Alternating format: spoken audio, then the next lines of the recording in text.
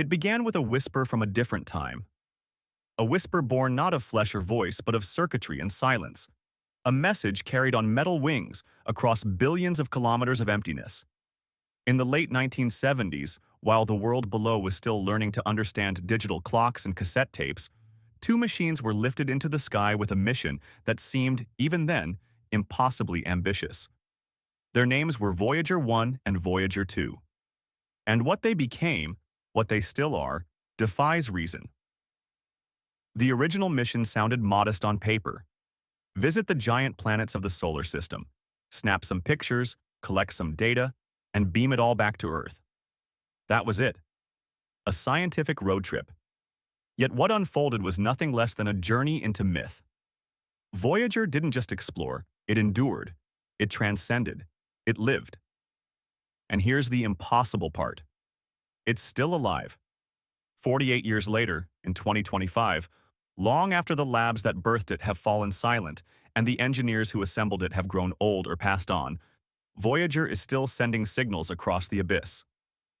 These two spacecraft, each no larger than a small car and powered by technology less sophisticated than a modern calculator, continue to whisper through space. And that whisper is no faint echo. It is a heartbeat, steady, deliberate, and impossibly strong. But how is this even possible? To understand the miracle of the Voyagers, we must return to the beginning. Back to a time when Earth was different. The world was watching on grainy TVs. Computers were rare and huge, and the very idea of touching the stars felt like a dream clutched too tightly. Yet amid that age of analog and aspiration, something extraordinary was conceived. The Voyager spacecraft were crafted with meticulous care and designed to outlast every doubt. They were engineered with the kind of stubborn brilliance that defined an era. Code written by hand, circuits soldered by visionaries, and every bolt chosen with reverence. Once launched, the Voyagers began their long journey through the solar system, passing the giant planets one by one. Jupiter, with its endless storms. Saturn, crowned with icy rings. Uranus and Neptune, cloaked in mystery.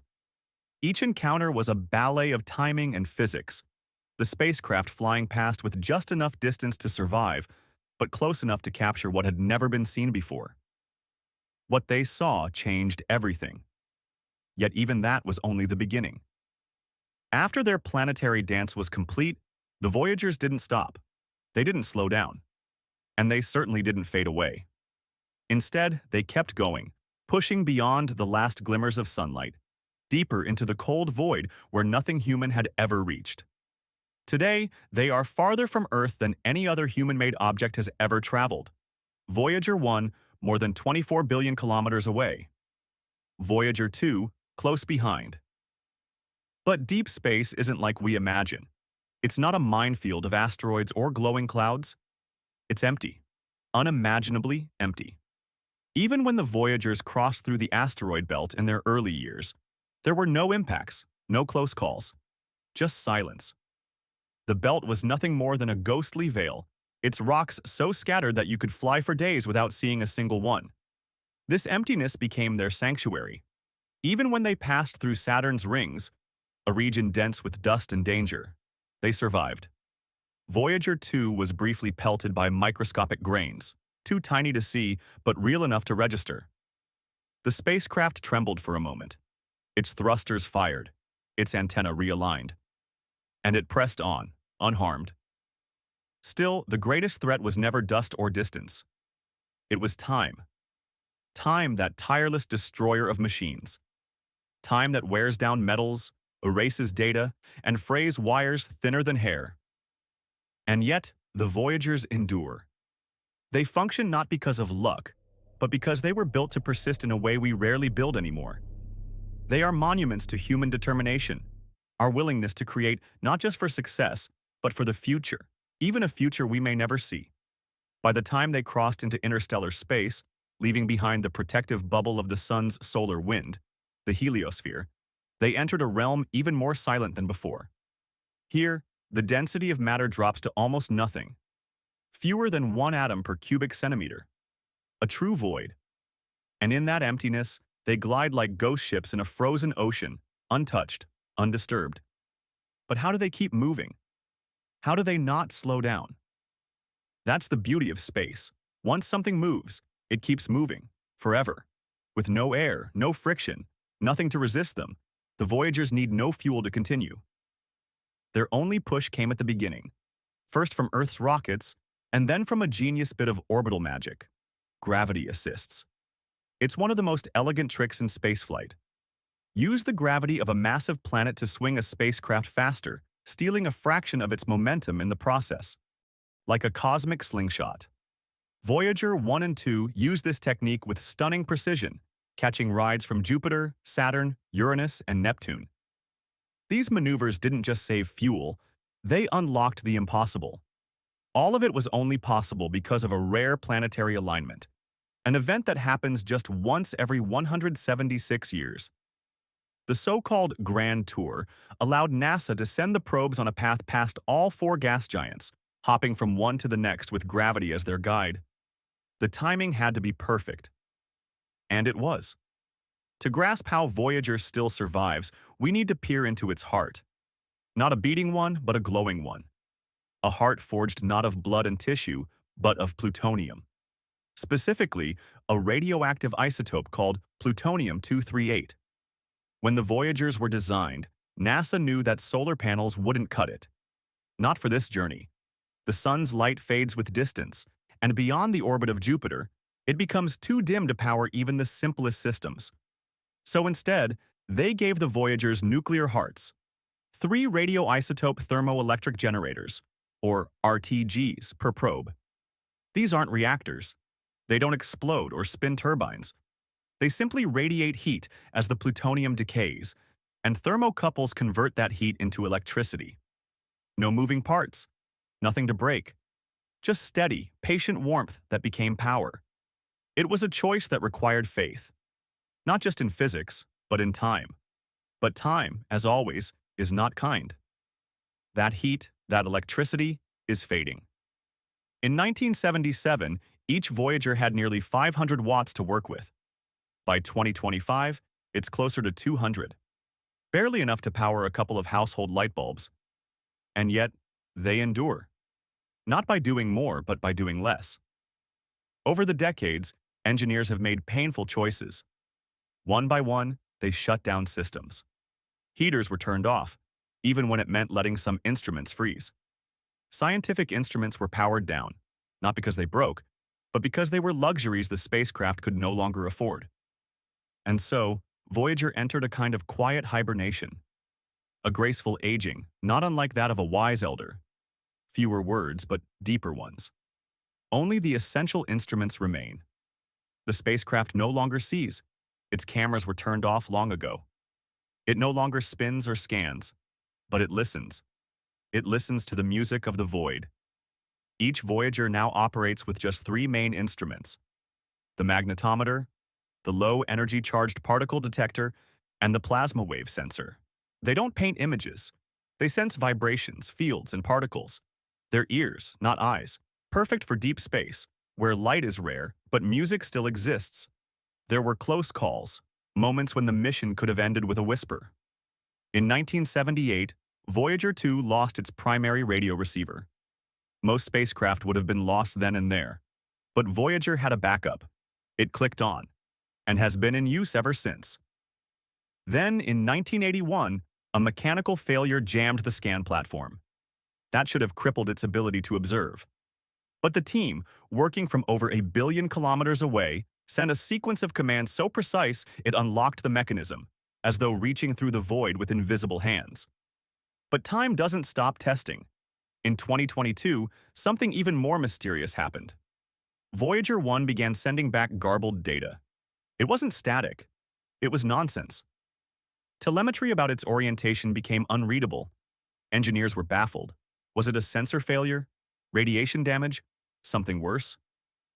They hunted through logs, simulations, and decades-old schematics. And then they found it. The spacecraft's computer was writing data to the wrong memory location. A glitch, yes, but one with the power to blind the probe forever. The solution was delicate. They couldn't rewrite code like they would on a modern device. The system was ancient, fragile. Instead, they found a workaround, a way to bypass the bad memory, redirect the data, and coax the signal back to life. And then, in 2025, silence. Voyager 1 stopped speaking entirely. No telemetry, no heartbeat. Just a cold, cosmic hush. Engineers feared the worst. Was this the end? After nearly 5 decades, had the universe finally claimed its traveler? But again, against the odds, they pulled it back. They rerouted commands, accessed a backup system, and found a way to restore contact. The spacecraft responded. It was alive. And what kept it alive, through all of this, was not just hardware. It was people. The engineers who refused to give up. The scientists who pored over old manuals like archaeologists reading stone tablets. The silent prayers sent to an aging machine drifting billions of kilometers away. This isn't just a story about a spacecraft, it's a story about love. The quiet, relentless love of human minds for something they built, something that became more than wires and circuits. It became part of us. And still, people wonder, why can't we just turn the cameras back on? Why not capture one last picture of the void? But it's too late. The cameras were permanently shut down. Not paused, disconnected. Their wiring severed, their memory reallocated. Even if they were intact, there would be nothing left to see. Out here, light is a rare visitor. The stars fade. The emptiness is so absolute, even the brightest galaxies are just faint whispers against the dark. And the old analog sensors, built in the 70s, would never survive the cold. They needed heaters to operate. Heaters we can't power anymore. So the last image Voyager captured was its goodbye. A single frame, taken at Carl Sagan's request in 1990. Voyager 1 turned its camera homeward, looking back across 6 billion kilometers. There, in a shaft of sunlight, was Earth, less than a pixel wide, a pale blue dot. In that image, every war, every poem, every love story, every child, every prayer, all of it sat on that pixel, floating in darkness. It was the final photograph. And maybe it was better that way. A final glimpse, not into the void, but into ourselves. Today, the Voyagers drift through a place no one has seen. A place where space is not a backdrop, but a presence. A silence so vast it almost feels alive. They are not orbiting anything. They carry a message. Not one of instructions or commands, but of existence. Of who we were. And perhaps, still are. Each Voyager was launched with a golden record. A time capsule etched in metal meant not for us but for someone, or something, out there. A greeting card from Earth, riding alone through the stars. Embedded within those disks is a map of our solar system, sounds of our planet. Waves crashing, birds singing, a baby crying. There are greetings in dozens of languages, mathematical truths, and music from across cultures. Bach and Beethoven, Chuck Berry, and a recording of a mother's heartbeat. This record was never meant to be found. The odds are staggeringly low, the distances too vast. Space is not crowded. It's empty beyond imagination. The golden discs are more than messages. They're a statement, a gesture, a human act of hope. A way to say, we were here, we mattered, and we reached. And maybe that's the point. Even if no one ever finds them, even if they drift through the void for a billion years with no witness, the fact that we sent them is enough. In an age of conflict, of uncertainty, of digital noise and short attention spans, the idea that we once built something simply to explore, to wonder, to connect, that is worth remembering. That is worth honoring.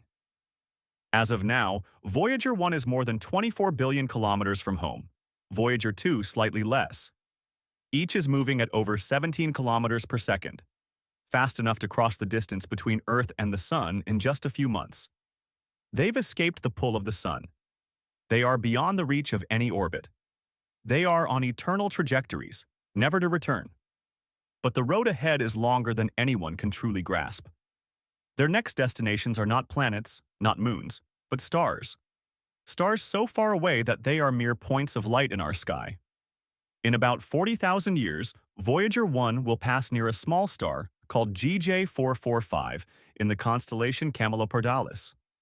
It will come within 1.6 light-years. Not close enough for a visit, but close enough for a flyby, a silent passing. Voyager 2 will follow, 20,000 years later, brushing past Ross 248. These meetings won't be observed. They won't be recorded. But they will happen. And then, the spacecraft will keep going. They will continue on their journey for millions, perhaps billions, of years, drifting between the stars, untouched by time, radiation, gravity, or decay. Out there, in the dark, nothing moves fast, nothing erodes. Their metal will remain long after Earth has changed, long after humanity has faded, long after our monuments have crumbled and our satellites have burned in the atmosphere. Even after we are forgotten, the Voyagers will remember us. They will be, quite possibly, the last traces of human existence in the physical universe. Not statues, not ruins. But these twin messengers, whispering into the dark, telling the cosmos, we once existed. We once wondered. We once dared. There is a kind of poetry in that. Voyager didn't set out to make us immortal. But in its quiet journey, it may have done just that. It may be the one thread of humanity that survives the rise and fall of civilizations, the death of languages, the turning of stars. Out there in the black, beyond the heliosphere, beyond even memory, they float, alone, intact, and eternal. But they won't speak forever. The power that drives them fades more each year. Sometime in the late 2020s or early 3030s, they will fall silent. One by one, the instruments will go dark. The tiny thrusters will no longer fire. The antennae will drift, just a few degrees off, and the signal will vanish. And that will be the end. Or maybe it won't. Because even in silence, they will endure.